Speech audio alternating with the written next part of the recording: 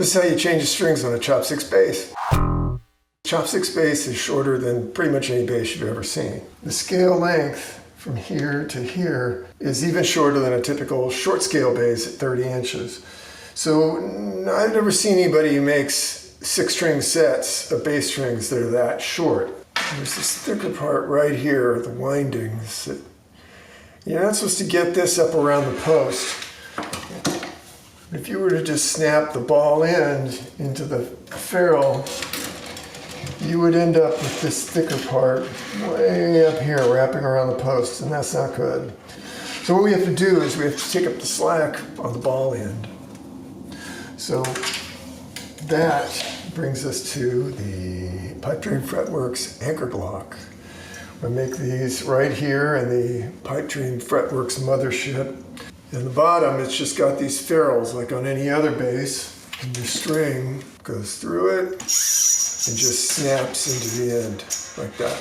The first thing we're going to do, I like to do, is put in strings 1 through 4 first, because those go in just like any other bass string.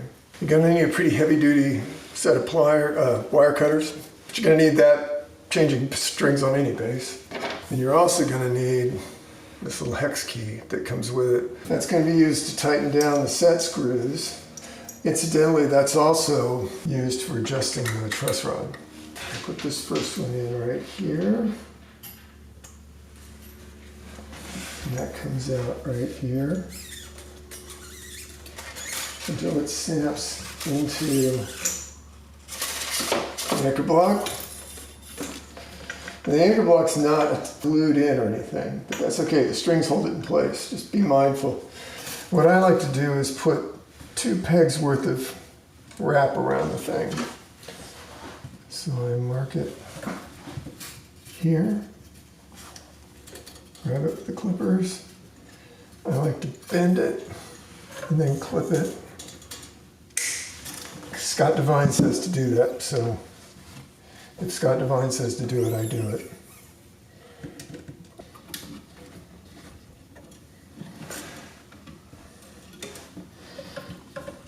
Okay, that's first string. Okay, now pause the video and do the next 3 strings, B, G, and D, the exact same way you did the high E. I'll wait for you. Okay, welcome back. So now we want to do the last 2 strings, the A and the E string, 5 and 6. And those are the ones that have to be trimmed off on the bridge side. This is where the anchor block does its thing. First thing we do is thread it in the back like the others.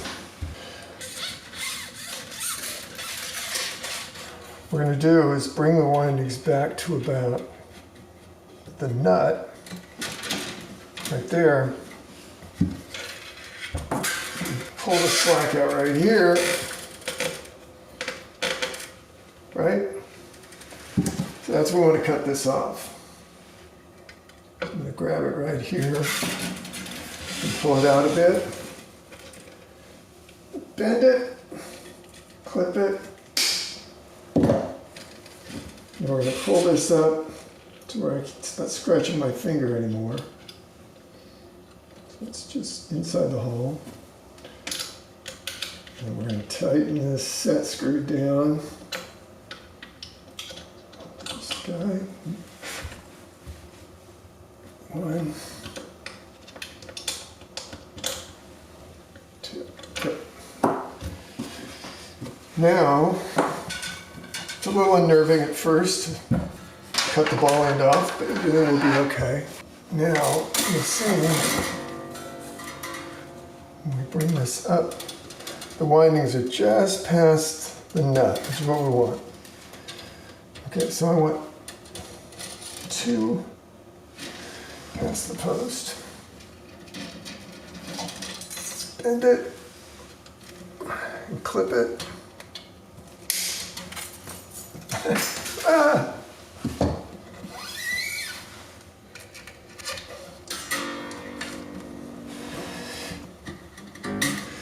And the last string.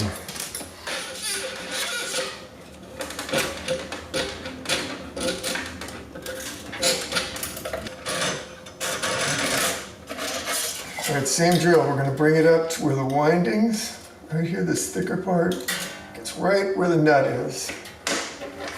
We're gonna push that down. There you go. Okay. So that's where we want to cut this guy off. Out of it. Bend it. Clip it. Bring it up to where it's not scratching me. Good. Let's tighten down the set screw. You have to choke the life out of it, just get it tight. Okay.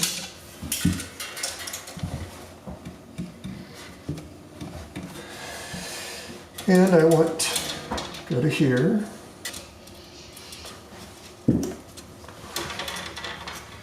Bend it, clip it.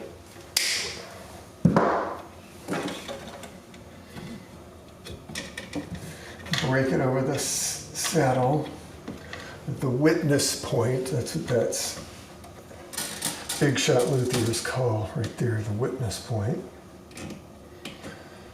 I don't, because I'm not a big shot luthier. And tighten it on down.